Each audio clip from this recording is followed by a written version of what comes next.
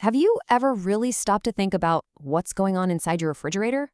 Or how a simple little key can keep a massive door locked? Well, today we're going to pull back the curtain and uncover the hidden engineering genius that's all around you in your everyday household items. You know all those hums, whirs, and clicks your appliances make? Yeah, that's not just random noise. It's a language. It's the sound of ingenious machines hard at work. And in this explainer, we're going to learn how to speak it. So, here's what we've got on tap.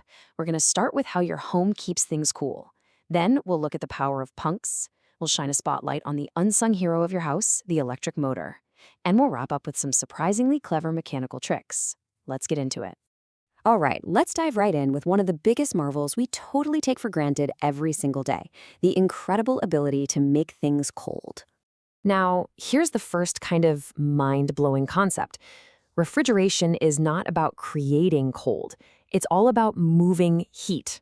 That's right. Your fridge is basically a heat mover.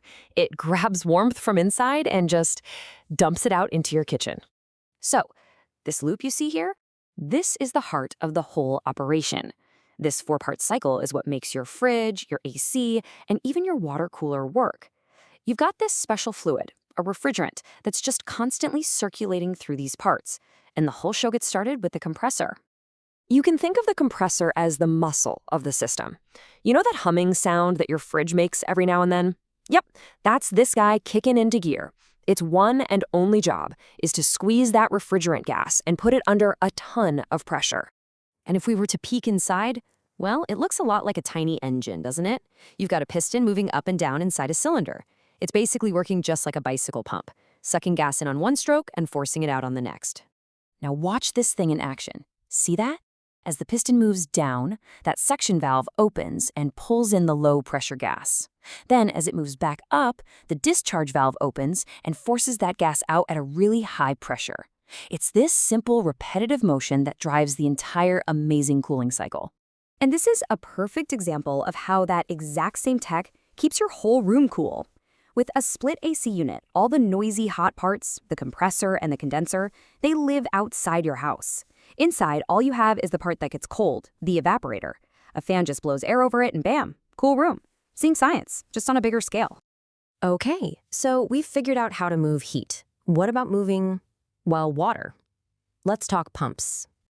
This is the secret weapon behind getting water into your washing machine, draining your dishwasher, or even powering that sump pump that keeps your basement from flooding. It's all thanks to the centrifugal pump.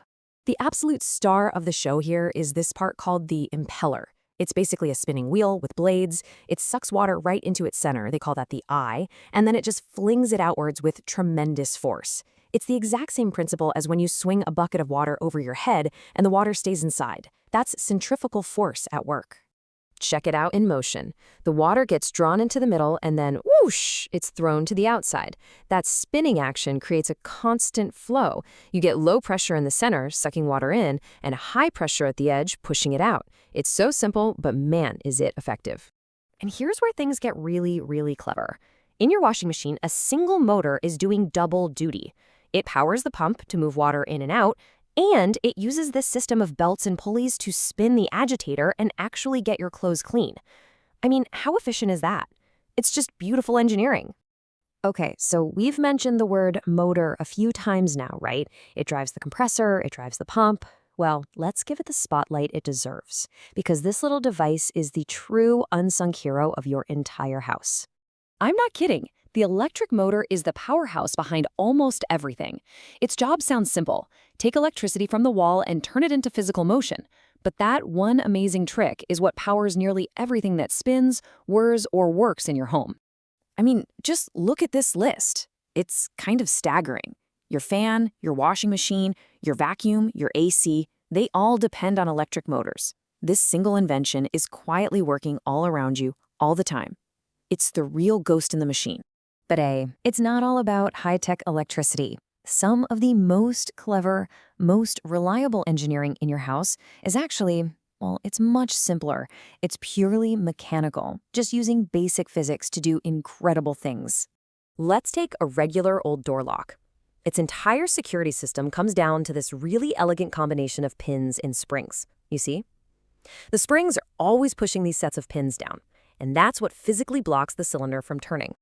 So what's the magic of your key? It's that unique zigzag pattern. As you slide it in, each one of those ridges lifts every pin to the exact right height. When they're all perfectly aligned, it creates a clean, straight break, what's called a shear line. And only then can the lock actually turn. It's like solving a tiny metal puzzle. Or how about a door closer? This is another piece of mechanical brilliance. When you push the door open, you're using your energy to compress a powerful spring inside. Then, this clever gear system, a rack and pinion, controls how that energy is released, so the door closes smoothly and doesn't just slam shut. So simple, so smart. Okay, so we've seen motors, we've seen pumps, and we've seen some clever, simple gears. Let's wrap things up by looking at a machine that combines all of these basic elements to do something that feels, honestly, a little bit like magic. The laser printer. I mean, how does this thing even work? It seems impossible, but it's just a symphony of physics. First, it uses static electricity to draw a perfectly invisible image on a roller. Then, electric motors guide a sheet of paper through with incredible precision. And here's the wild part. The toner, which is really just a superfine plastic dust, sticks only to the parts with the static charge. Finally, a hot roller melts that dust permanently onto the page. It is an incredible, perfectly timed dance of electricity, mechanics, and heat. So what's the big takeaway here? Your house is basically a museum of incredible engineering. It's not magic, it's just really, really clever mechanics. And now that you know the basics, you'll start seeing these hidden machines absolutely everywhere. So the only question left is, what machine will you try to understand next?